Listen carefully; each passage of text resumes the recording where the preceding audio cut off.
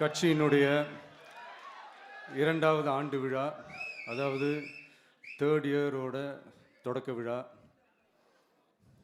இன்னைக்கு தமிழ்நாட்டில் ஒரு மிகப்பெரிய ஒரு கட்சியாக நம்ம வளர்ந்து இருக்கிறோம் அப்படின்னா அது உங்களால் தான்.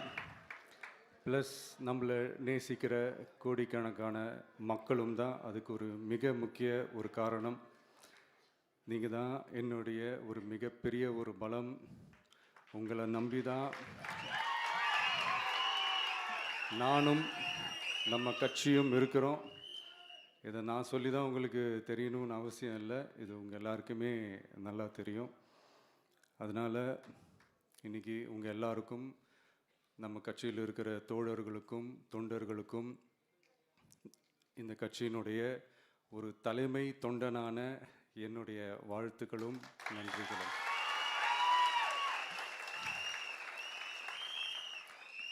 அப்புறம் என்ன, மைக்கை பிடிச்சாச்சு, வெடியை கொளுத்தி போட்டுருவோமா?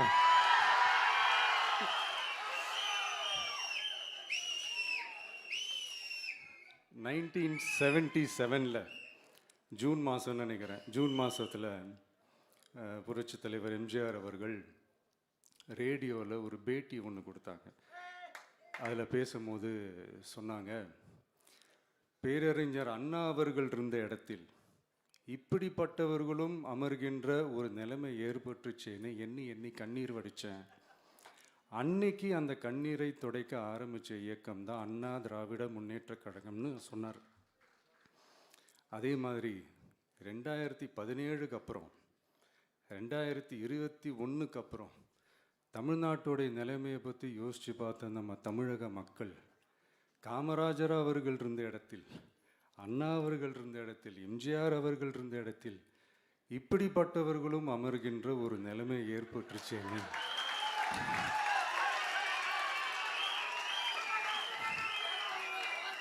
தமிழக மக்கள் கண்ணீர் வடித்தாங்க. இன்னைக்கு இந்த கண்ணீரை துடைக்க ஆரம்பித்த இயக்கம் தான் தமிழக வெற்றிக்கழகம்.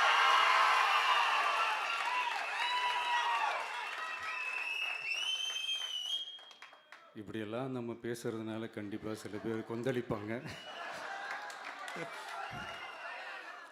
அது பற்றில நம்ம கவலைப்படக்கூடாது. ஏன்னா கொந்தளிக்கிறது தான் அவங்களுக்கு வேலையே. புரிஞ்சுங்களா அவங்களுக்கு? ஏன்னா எம்ஜிஆர் அவர்கள் கட்சி ஆரம்பித்தப்போ, ஏன் அவர் ஜெயிச்சதுக்கப்புறம் கூட சட்டசபையில் கூட ஏதோ ஒரு நடிகர் கட்சி வந்திருக்குதான், ஏதோ ஒரு புதிய கட்சி வந்திருக்குது, புரட்சி தலைவர்னு ஒருத்தர் வந்து, இப்படியெல்லாம் கேலியும் கிண்டலுமா. அதனால் யார் அரசியலுக்கு வந்தாலும் இப்படி கொந்தளிக்கிறது தான் அவங்களுடைய வேலையே. அப்படி தான் நாம் அரசியலுக்கு வந்ததுக்கப்புறம் கூட இந்த விஜய்க்கு என்ன அனுபவம் இருக்குது, எம்ஜிஆர் அவர்களுக்கு எவ்வளோ அனுபவம் இருக்குது தெரியுமா? 52லேருந்து 72 வரைக்கும் அந்த 20 இயர்ஸ் திமுகவில் இருந்த ஒரு அரசியல் அனுபவம் எவ்வளோ இருக்குது தெரியுமா? விஜய்க்கு என்ன பெரிய அனுபவம் இருக்குதுன்னு கேட்டால் அதே வாய் தான் அன்னைக்கு எம்ஜிஆர் அவர்களை பார்த்து,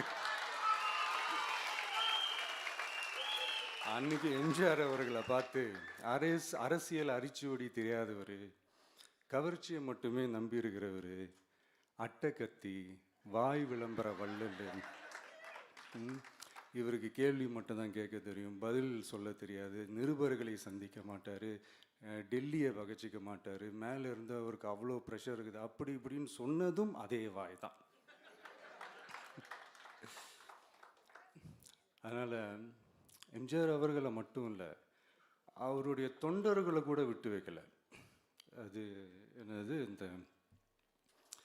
பளபளப்பு ஜொலி ஜொலிப்பை பார்த்தா பல்லிழிப்பவங்க, இப்படியெல்லாம் கிண்டலும் கேலியுமா, இது எல்லாம் மக்கள் ஒரு மாதிரி சைலண்ட்டாக வாட்ச் பண்ணிக்கிட்டு என்ன பண்ணாங்கன்றது உங்களுக்கே நல்லா தெரியும். அவர் ஜெயிச்சதுக்கப்புறம் இந்த அரசியலில் பழந்துன்னு கொட்டை போட்ட அனுபவிச்சாலையும் இருப்பாங்கன்னு சொல்லுவாங்கள்ல, அவங்க எல்லாருக்குமே அந்த கோட்டைன்றது ஒரு பகல் கனவாகவே மாறிடுச்சுன்னா பார்த்துங்க. 77 மாதிரியே இப்போவும் அந்த பழைய தேஞ்சி போன, துருபிடிச்சி போன, நஞ்சு போன அதே அந்த பழைய வெப்பனையும் இப்போவும் கையில் எடுக்கிறாங்க. அதனால் மை டியர் ஜென்டில்மேன், டெக்னாலஜிலாம் வளர்ந்து வேற எங்கேயோ போயிட்டுருக்கு. அட்லீஸ்ட் உங்கள் டெக்னிக்கையாவது கொஞ்சம் மாற்றுங்க பாஸ்.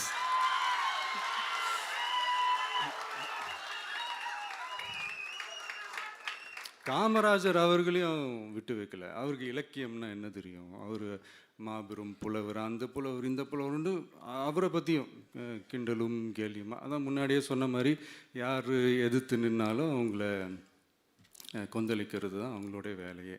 ஸோ இப்படி நம்ம அவங்க பண்ணுற தப்பெல்லாம் நம்ம எடுத்து சொன்னால், அவங்க பண்ணுற அட்ராசிட்டியை பற்றி நம்ம எடுத்து சொன்னால், அவங்க பண்ணுற அந்த ஊழலை பற்றி தான் நம்ம எடுத்து சொன்னோம். முக்கியமாக நாம் அதை எடுத்து சொன்னால் 50 வருஷத்துக்கு முன்னாடி இருக்கிற அதே தகர டப்பாவை எடுத்து உருட்ட ஆரம்பிச்சிருவாங்க.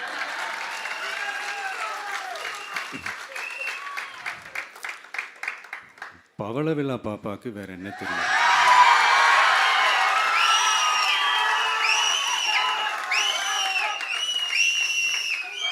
பழைய டப்பாவை உருட்டதானே தெரியும். அதுக்காக நாம் அவங்க பண்ணுற தப்பெல்லாம் சொல்லாமல் வெளியே சொல்லாமல் இருக்க முடியுமா? சொல்லுவோம், சொல்லிக்கிட்டே இருப்போம். நம்மளை தவிர யார் அவங்கள ஏற்று நின்று கேள்வி கேட்கறது? யாருக்கு அந்த தில் இருக்குது?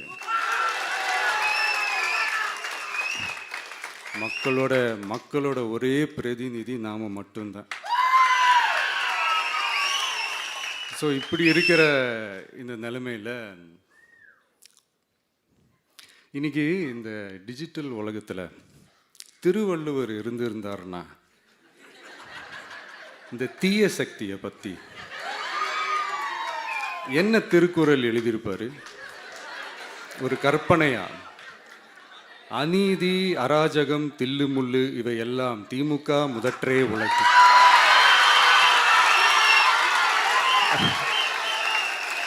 ஒரு கற்பனையா?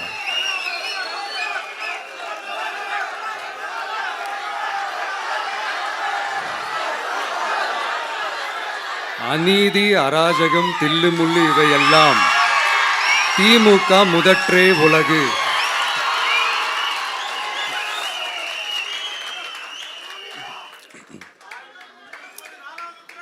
அடுத்து இந்த என்னப்பா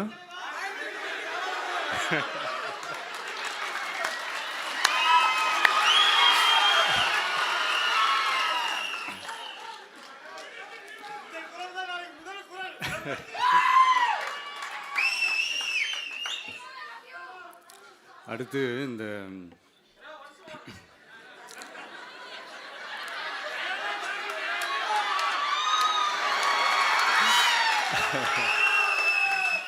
சொல்லிட்டேன், 2 வாட்டி சொல்லிட்டேன். அநீதி, அராஜகம், தில்லுமுள்ளு இவையெல்லாம் திமுக முதற்றே உலகு.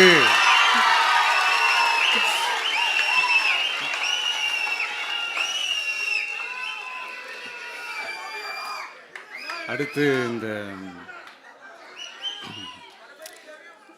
இந்த மும்முனை போட்டி, 4 முனை போட்டி அப்படிலாம் சொல்கிறாங்களே, சரி அவங்கள பொறுத்த வரைக்கும் அப்படியே இருக்கட்டும். அதில் மாபெரும் மக்கள் சக்தியாக நம்ம அணி ஒரு பக்கம், அடுத்து திமுக தலைமையில் மற்ற கூட்டணி கட்சிகள் ஒரு பக்கம், அடுத்து பாஜக தலைமையில் மற்றும் பலர்.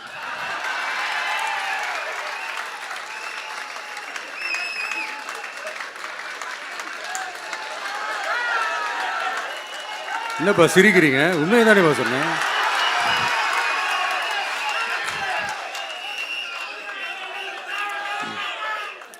ஸோ இப்படி எத்தனை சக்திகள், எத்தனை பேர் வந்தாலும் திமுகவை வீழ்த்துறதுக்கு மாபெரும் மக்கள் சக்தியான நம்மளால் மட்டும்தான் முடியும்.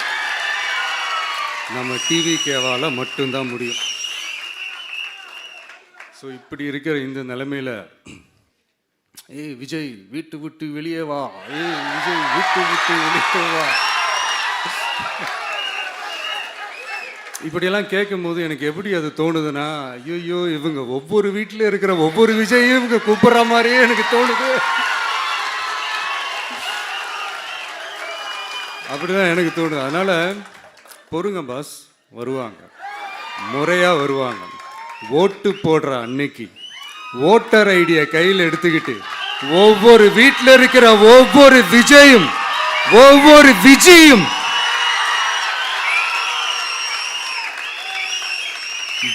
பூத்தா காலையிலேயே வந்து நிப்பாங்க பாருங்க. அன்னைக்கு தெரியும் பாருங்க, ஏண்டா இந்த விஜய கூப்பிட்டோம்னு.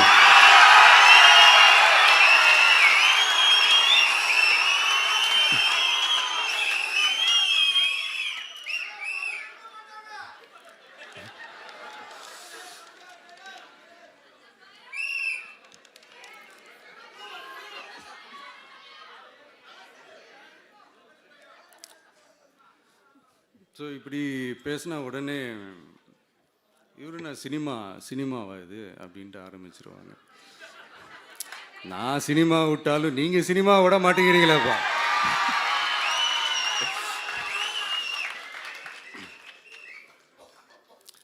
அப்புறம் இன்னொரு ரீசெண்டாக அந்த ஒரு விஷயம் போயிட்டுருக்குல்ல, இந்த கருத்து கணிப்பு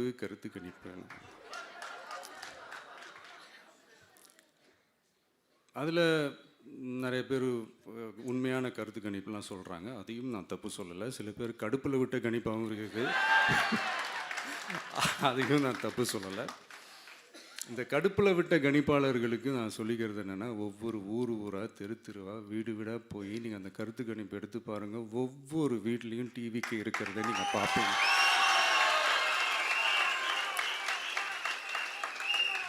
அப்படி சப்போஸ் உங்களுக்கு அது ஷாக்கிங்காக இருந்துச்சுன்னா ரப்பர் வச்சு எல்லாத்தையும் அழிச்சிட்டு மறுபடியும் முதல்லேருந்து எடுத்து பாருங்கள், அதே ரிசல்ட் தான் வரும்.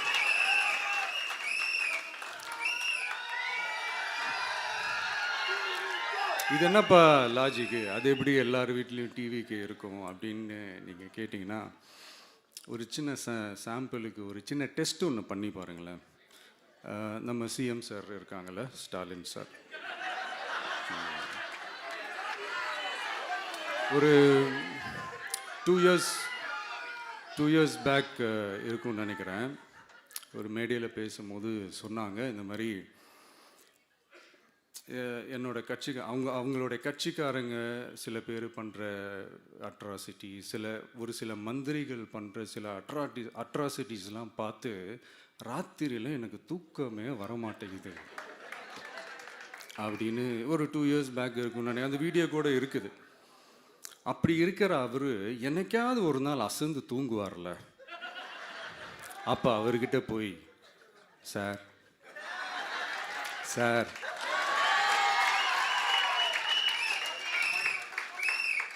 எந்த சின்னத்துக்கு சார் ஓட்டு போடுவீங்க அப்படின்னு கேட்டு பாருங்க. விசில் சின்னத்துக்கு தான்.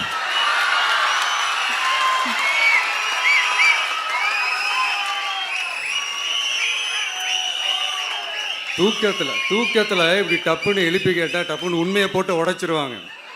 அதுக்கு சொன்ன அப்படி இருக்கிற இந்த நிலைமையில் டிவிக்கே வந்து சிட்டியில் தான் இருக்குது, டவுனில் தான் இருக்குது, வில்லேஜ் சைட்லலாம் இல்லை அப்படின்னு சொல்கிறவங்களுக்கு இந்த மாதிரி சில டெஸ்டெல்லாம் பண்ணி பாருங்கள், தெரியும்.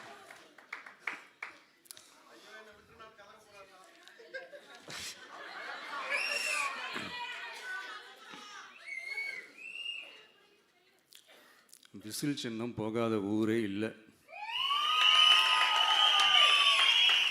விசில் சின்னம் எங்கெல்லாம் இருக்குதோ அங்கெல்லாம் டிவிக்கே இருக்குதுன்னு அர்த்தம். என்னுடைய அம்மா, அக்கா, தங்கைகள், அண்ணன், தம்பிகள் டிவிக்கேக்கு ஓட்டு போடுறத யாராலையும் தடுக்க முடியாது.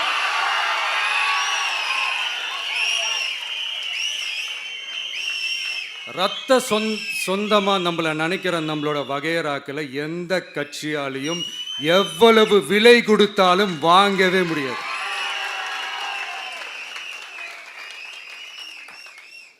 நான் ஓவர் கான்ஃபிடென்ஸில் பேசுகிறேன் அப்படின்லாம் நினைக்காதீங்க. இதுதான் கள நிலவரம், கள யதார்த்தமும் இதுதான். தீய சக்தியை வீழ்த்துறதுக்கு தூய சக்தியான நம்மளால் மட்டும்தான் முடியும். இந்த 2026 சட்டமன்ற தேர்தலில் டிவிக்கே தான் மக்களோட ஒரே ஆப்ஷன். Otherwise no diversion.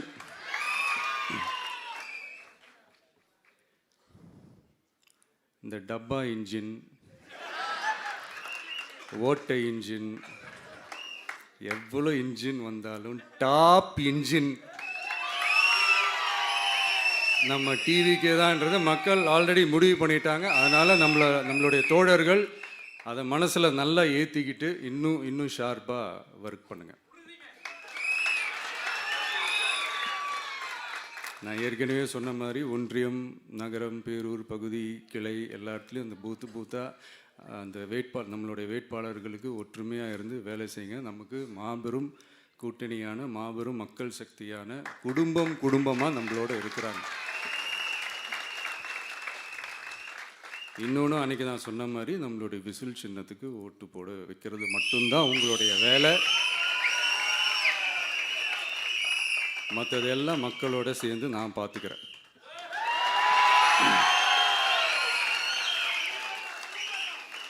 தமிழ்நாட்டோட அரசியலில் தி விசில் ப்ளோயர் இஸ் டிவிகே.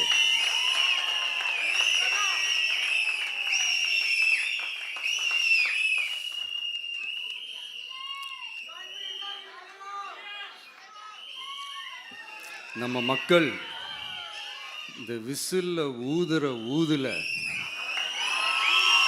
இந்த தீய சக்தியும் இந்த ஊழல் சக்தியும் தெரிச்சு ஓடணும். எப்படி தெரிச்சு ஓடணும்? அன்னைக்கு சென்ட் ஜார்ஜ் கோட்டையில் டிவிக்கு ஆளும் கட்சியா எழும்.